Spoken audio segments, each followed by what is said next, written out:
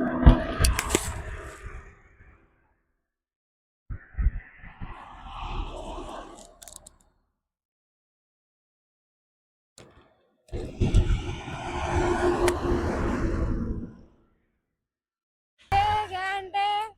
अंडे घ्या अंडे अंडे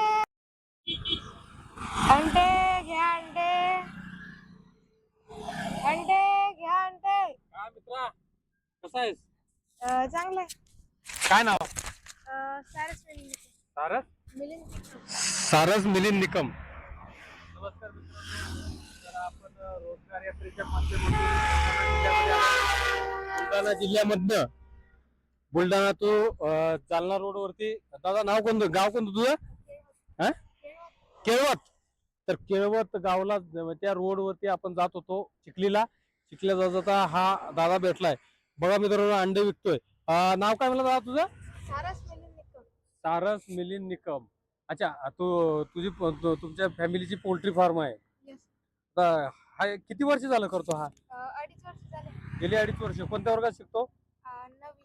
9वी. अरे वा, 2.5 वर्ष म्हणजे 7वी पासून सुरू केला आहे. आता रोजचे किती विकतात अंडे? कधी कधी नाही का पूर्णची पूर्ण बनवून. अच्छा, तरी रोजचे किती रुपये होतात?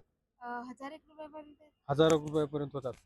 बर, मी काय म्हणतो, हे बाकीचे अंडे विकतो, अभ्यास पण करतो. अभ्यासामध्ये काय येतं तुला? स्पेशल विषय कोणता तुझा? माझा आवडता विषय इंग्लिश. बोल, इंग्लिश मध्ये काय येतं?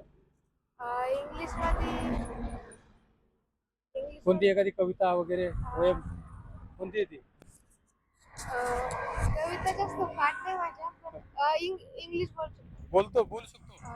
अच्छा, तर मी आता काँग्रेस पक्षाच्या माध्यमातून रोजगार यात्रेचं आयोजन केलंय, बरोबर? तर इंग्लिश मध्ये असं सांग सर्वांना की सर्व महाराष्ट्रातील जे शिक्षित अशिक्षित युवक आहेत, येईल का? हा युवक आहेत. बरं, ठीक आहे. बरं, मी काय म्हणतो, तरी आता ह्या पोल्ट्री फार्म मध्ये तुमच्या किती कोंबड्या आहेत टोटल पक्षी? दोन प्रकारने डिवाइड केलेले आहे. एका एका एका बाजूत 150 कोंबड्या आहे आणि दुसऱ्या बाजूत 25 कोंबड्या. बरं, रोजचे अंडे किती येतात?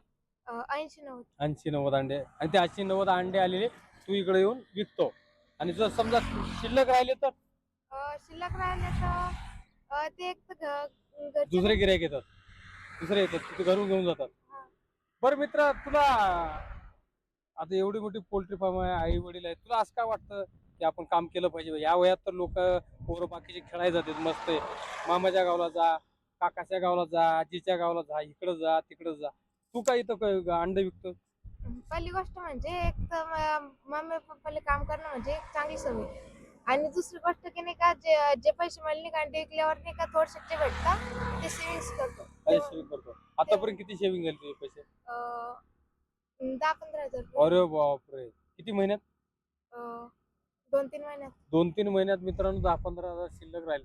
बघा, मला असं वाटतं की येणाऱ्या काळामध्ये युवकांनी की बाकीचे उद्योग न करता, इकडे तिकडे फिरायला न जाता असा काही उद्योग केला, लहानपणापासून हा उद्योगपती होण्याचा संकेत आहे. येणाऱ्या काळात, भाऊ तुझं नाव काय?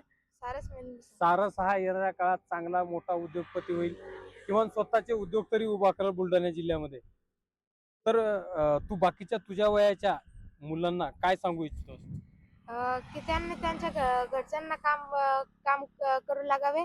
आणि जर त्यांच्या घरी शेती काही नसले तरी घरचे काम करावे. बर, तुझ्या शेतीमध्ये आंब्याची झाडं किती आहेत? 25-30 आंब्याची झाडं आहेत. असे लोणच्याचे आंबे आहेत का, असं याचे म्हणजे मोठे रसाचे? रसाचे. अच्छा अच्छा अच्छा, बर बर. तर तुझं धन्यवाद. माझ्याकडून तुला खूप खूप शुभेच्छा. माझं पण चॅनल आहे, तर चॅनलला तू पण सबस्क्राईब कर. मी पण तुझ्या चॅनलला सबस्क्राईब करतो. मित्रांनो बघा, ह्या वयापासून जर असे कामं करत असतील तर येणाऱ्या काळात काय करू शकतो याचं एक मूर्तिमंत उदाहरण. आपले बरेच बेरोजगार युवा मित्र आहेत किंवा मैत्रिणी आहेत, त्यांना जॉब हवा असतो. ते जॉब तर देतोच आपण, पण कुठलाही व्यवसाय हा छोटा नसतो. हा 1000 रुपये कमवतो, महिन्याचे 30,000, बरोबर? तर बघा, आपण कंपनीत जरी आलो तर त्याचे ते 20 ते 30 हजार पडतात. तर त्या पद्धतीने तुम्ही निर्णय घ्यावेत. तुमच्या पुढे तुमचं भविष्य आहे. बघा काय करू शकतो. छोट्या छोट्या उद्योगातूनही मोठं होता ते. धन्यवाद मित्रा.